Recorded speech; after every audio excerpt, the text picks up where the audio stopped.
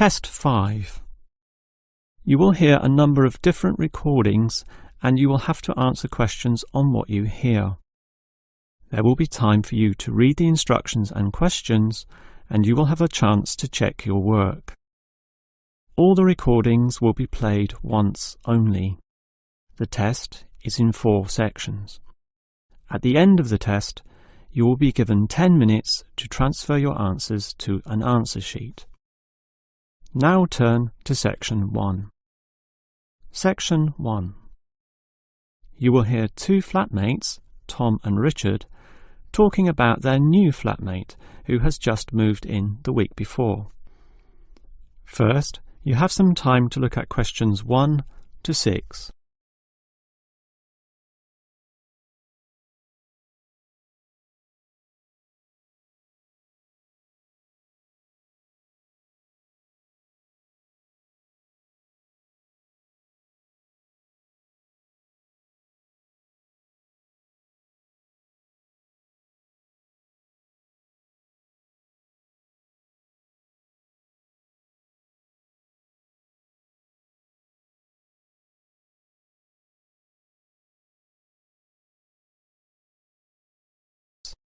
Now we shall begin. You should answer the questions as you listen, because you will not hear the recording a second time. Now listen carefully and answer questions 1 to 6. Hi, Richard. I'm glad I caught you here. Can I just talk to you about something? Our new flatmate, Anders, is not quite what I had hoped. I was wondering if you shared my concerns about some of his behaviour. Yes, Tom, I know what you mean, but we can't be entirely negative. He has good points. I mean, at least he's quiet. He doesn't play loud music all night or bother others or turn his TV up, disturbing everyone. Sure, he's quiet, but remember our last flatmate? He'd say hi to you and smile and treat everyone politely. In comparison, this new guy is very impolite. He just grunts in reply and sometimes ignores me altogether. I guess that's just his way, just his character. I don't think he realises he's being impolite, and it shouldn't matter to us too much. We can just ignore him too and quietly live our own lives. But his friends are hard to ignore when they visit. I know what you mean, but how often does that happen? I rarely see them, maybe once or twice a month. If they came more often, it might be a problem, but as it is, such rare visits don't matter so much. Wouldn't you say so? Well, I'm not sure, since it's very obvious when they're here because of all the cigarette smoke in the house. It stinks up the place, and you know we don't allow smoking on the premises. Well, I've never seen them doing this. Maybe they do it outside. Perhaps we can talk to Anders about it. Always remember, though, in one respect, he's a good tenant. And it's the most important aspect. The previous flatmate would always pay the rent late. I know what you're going to say. This guy pays promptly. But there's more to being a good tenant than prompt payment. I mean, you need to turn off the TV, clean up your dishes, dress respectably, be polite, and so on. I guess what I'm saying is that basically you need to cooperate with the others, and this new guy fails significantly in this respect. Okay, I suppose you have a point there. Before you hear the rest of the conversation, you have some time to look at questions 7 to 10.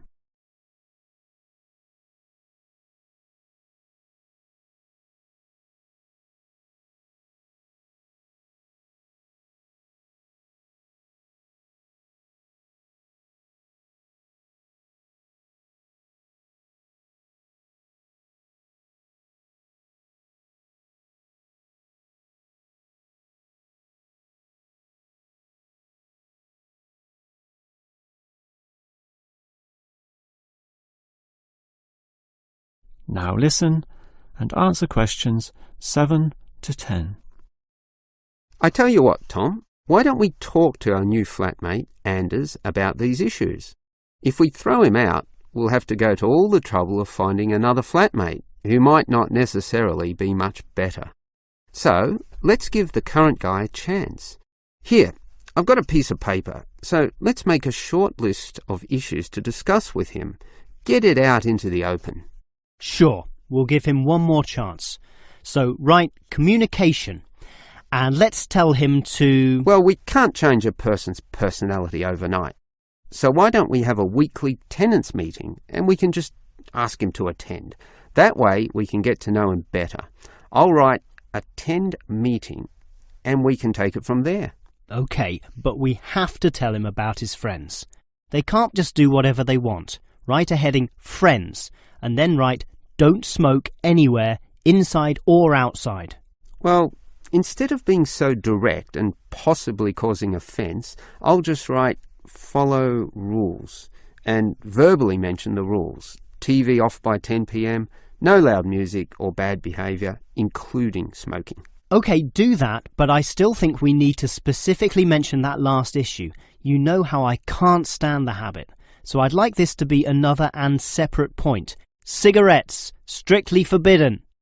And it's important to include the strictly here. We can't pussyfoot around too much. Sometimes directness is necessary. OK, I'll write that. Forbidden. OK. And what about cleaning duties? Anders is a little too relaxed about that. Dishes are sometimes not washed, dirty teacups are left around the place, and so on. So, right, must do better. Yeah, again, Tom, he might take that personally and it could cause a scene. I'd rather be general. I'll write must be done and I'll tell him that that's for everyone, not just him. OK? OK, as long as he gets the message. That is the end of section 1. You now have half a minute to check your answers.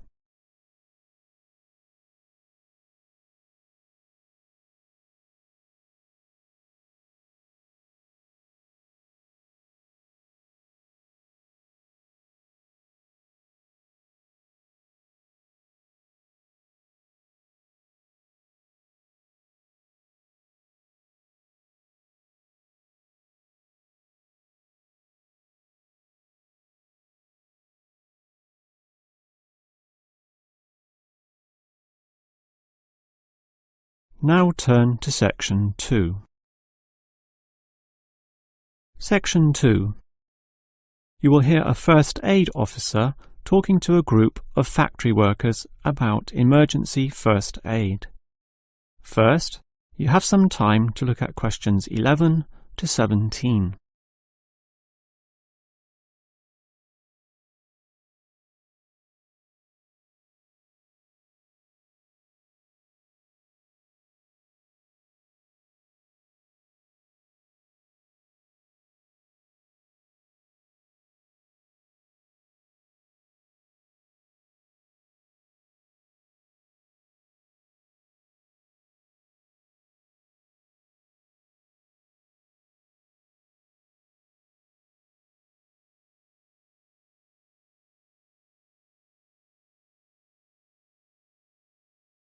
Now listen carefully and answer questions 11 to 17. Hello everyone. Now you know why I'm here. You all work in a factory, and in this environment there always remains a significant possibility of accidents happening, in which case first aid will be necessary. What is first aid?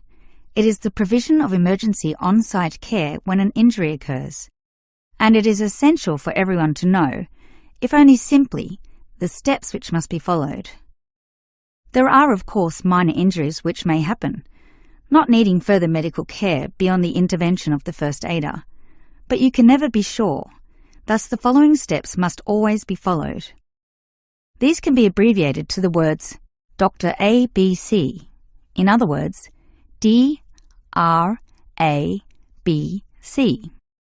The D stands for danger, and that's the first issue to keep in mind.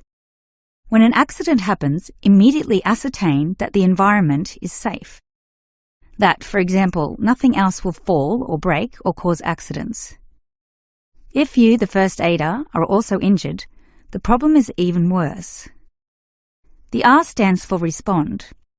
You must then ascertain the best response.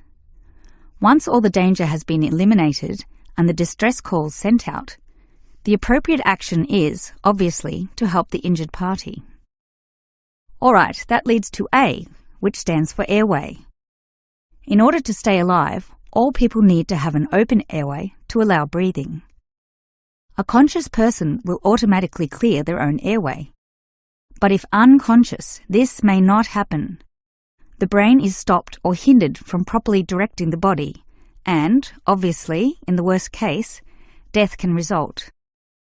For this reason, the injured person is normally put into the recovery position.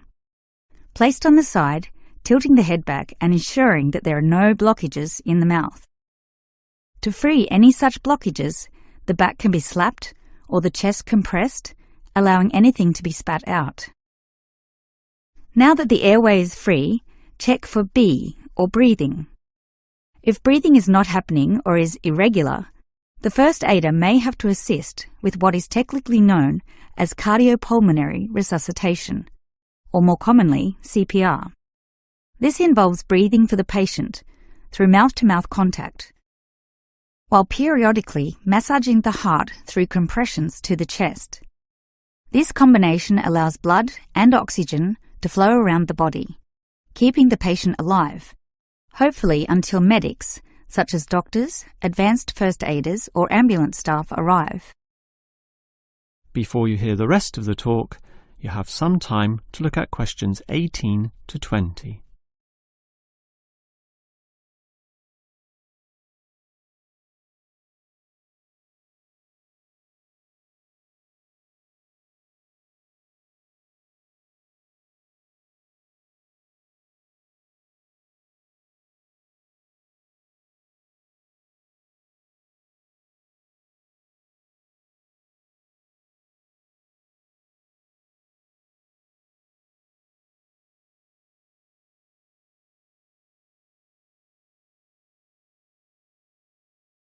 Now listen and answer questions 18 to 20.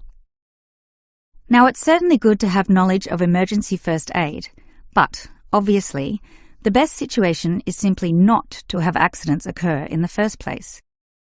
For that, you need to be aware of safety issues, but just saying "be aware" does not usually achieve much. It is more important to have an appointed person whose job is to ensure awareness and work safety. Safety inspections would obviously be part of their job, whereby they can make sure, for example, that the first aid boxes are fully equipped. Another idea is to put posters on the walls, but, interestingly, research has proven that these tend to be ignored, becoming just part of the wallpaper, seen but not put into practice. It is much better if everyone is just instilled to not be reckless, that is, to not rush into situations without thinking about the possibility of accidents. And instilling this mindset is part of the job of the safety officer. Some other suggestions are ongoing first aid training and no accident reward or star systems. These have had some success, but nothing beats a regular meeting, say once a month, in which the subject of safety is brought to the attention of everyone, and any outstanding issues related to this are thoroughly discussed. That is the end of section 2. You now have half a minute to check your answers.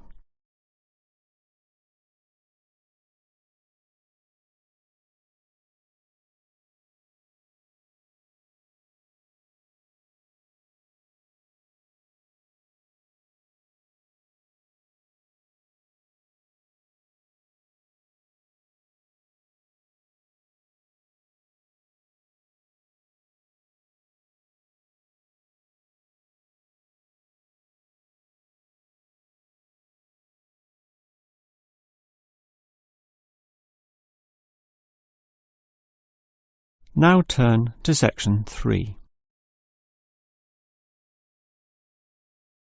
Section 3. You will hear two students, Frank and Nicole, discussing their research on university waste. First, you have some time to look at questions 21 to 25.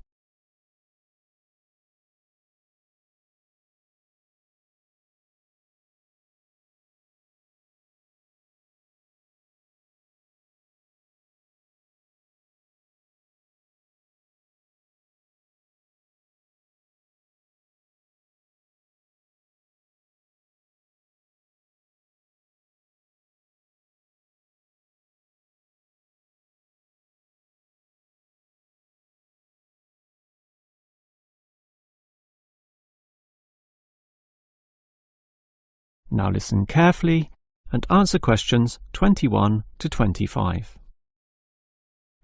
Hi, Nicole.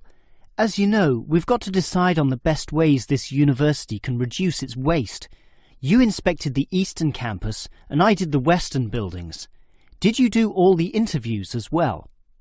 Yes, I interviewed all the staff, who made some good observations, and I interviewed some of the students. The students said little that was interesting. They don't seem to care that much. It was the cleaners, surprisingly, who revealed the most relevant facts. That's not surprising to me. They empty all the bins, so they see the waste firsthand, whereas the staff just throw things away without thinking. What item was most commonly disposed of? Well, it really depended on where I interviewed. In the cafeteria precinct, obviously paper plates and cups were thrown away all over the place. There was almost no attempt at recycling. However, across the university in general, it was paper copying that filled up most bins, far more than plastic or other forms of waste. Do people care about this, then? Well, some do, if you can believe them. I must have interviewed about 30% of customers in the cafeteria, and the results were mixed. Out of all the people I interviewed, well over half, maybe about 55% of them, were quite honest about it, telling me that they had little concern. The other fraction, 45%, were more troubled. Yes, but do they do anything about it? Surprisingly, quite a significant percentage do something, even if they aren't particularly concerned. I mean, small things. About 10% bring their own cups to the cafeteria, for example, and at least 1/3 said they use recycling bins. So, in total, it's an equal split between those who do something or those who don't. So why do so many people remain inactive, particularly over an issue they should care about more? I think they do care, and many of them are prepared to do something. Obviously, there's an element of laziness, but I'd say that it's relatively small. If they knew what to do, and if stringent systems existed, or if the importance of this was made clearer to them, I'm sure you'd see a much larger percentage of people actively working towards helping our environment. Well, there's cause for optimism at least. Before you hear the rest of the conversation, you have some time to look at questions 26 to 30.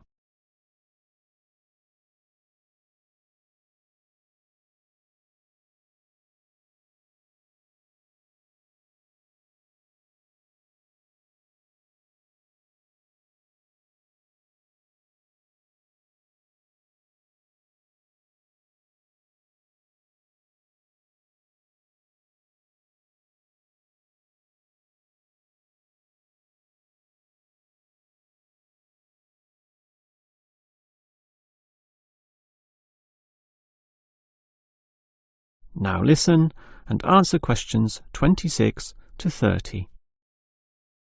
Clearly then, there's a significant waste of paper here at this university, so I've worked out one practical suggestion which could help reduce it, specifically the waste from the excess photocopying. Let me hear it then. Obviously, for a start, we've got to ensure that people, including the staff, without exception, copy both sides of a page. We can't tolerate single-sided copying. It's just far too wasteful. Absolutely. Just more trees being chopped down. But as people are doing copying, there may be adjustments and practice copying, producing single-sided copies or blank pages not wanted and not intended for use. These need to be deposited into a tray for intended recycling. You know, for recopying onto the blank side of the page. But people don't usually do that. I'm afraid it's just human nature. No matter how unimportant the copying is, they prefer to use fresh paper. Yeah, I agree with you, which is why you need to display these papers right in front of everyone with a clear sign, "Please reuse," to make it easy for them to do so. They still won't do it. I know. That's why you take some of these papers and regularly stack them inside the copier in a special tray once a day, say in the morning. Well, that's getting better, making it easier for them to use the paper. But still, I'm afraid many won't. That's why you allow everyone to select this tray when copying. You distribute numbers or codes to every person, giving them special access to this recycling tray. Every time they use papers from this, it's tallied up to their account. I know I'm sounding a bit negative, or even cynical here, but why should they bother using that tray? Because the person who does the most copying from this recycling tray gets, say, a cinema pass or lottery ticket or some other sort of reward. Oh, right. Now that's a system which might just work. Let's trial it in the office and see what happens. That is the end of section 3. You now have half a minute to check your answers.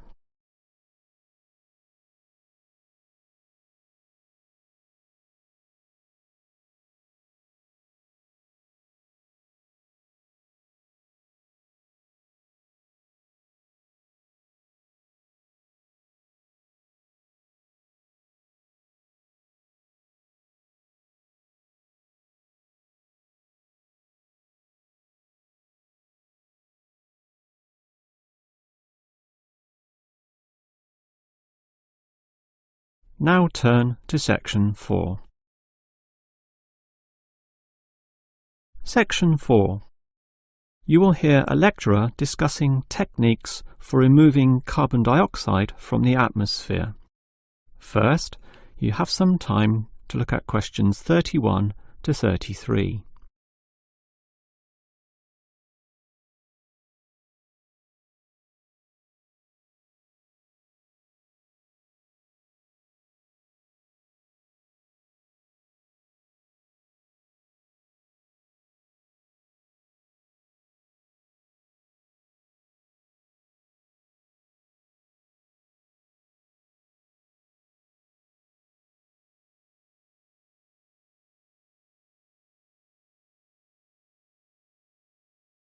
Now listen carefully and answer questions 31 to 33.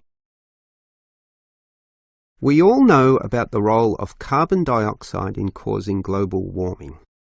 Obviously, society needs to reduce the release of carbon dioxide, otherwise known as CO2.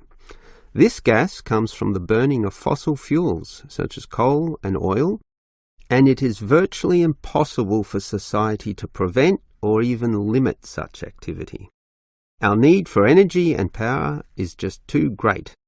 Instead, a more practical idea is to collect the carbon dioxide from the burning process, for example, directly from the chimneys of power stations, and somehow prevent this gas from being released into the environment.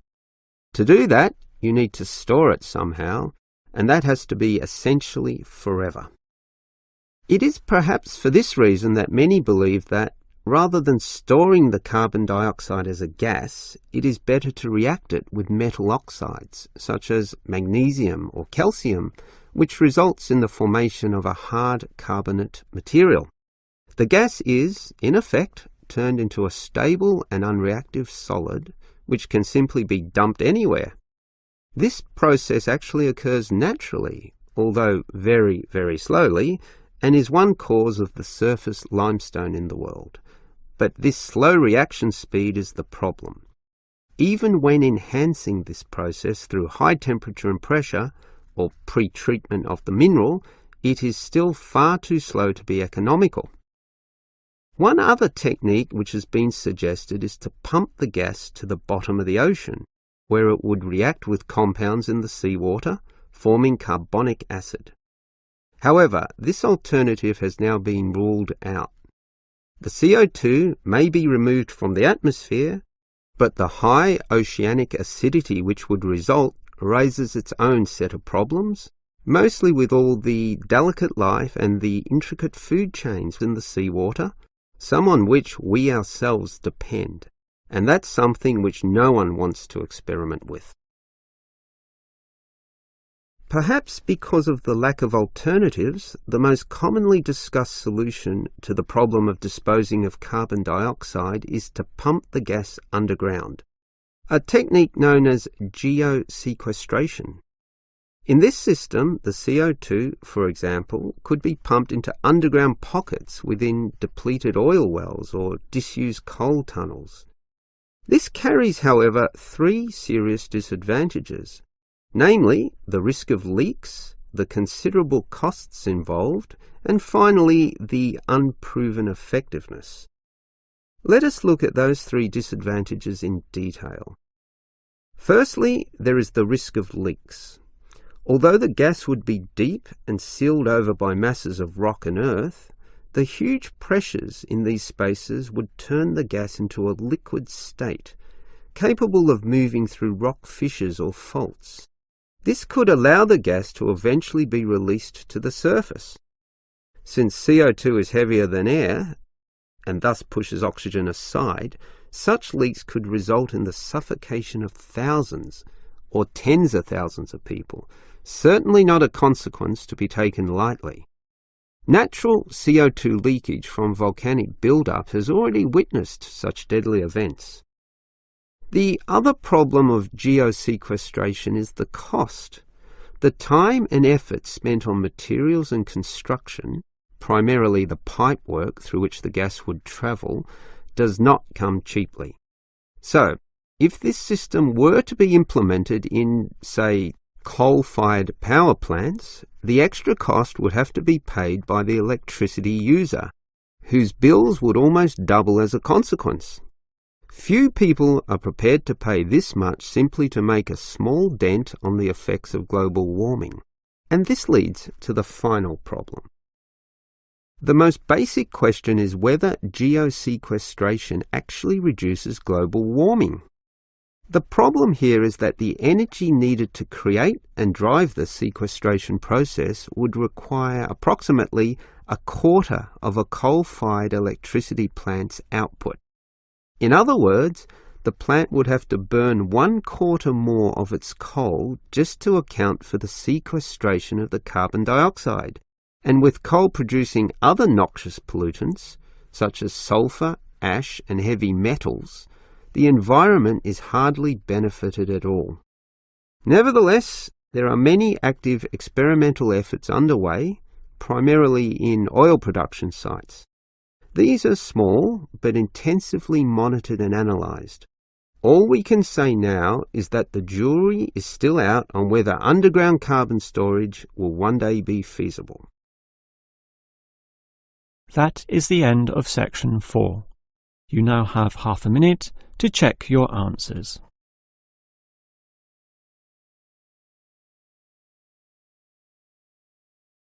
That is the end of the listening test. In the real IELTS test, you would now have 10 minutes to transfer your answers to the answer sheet.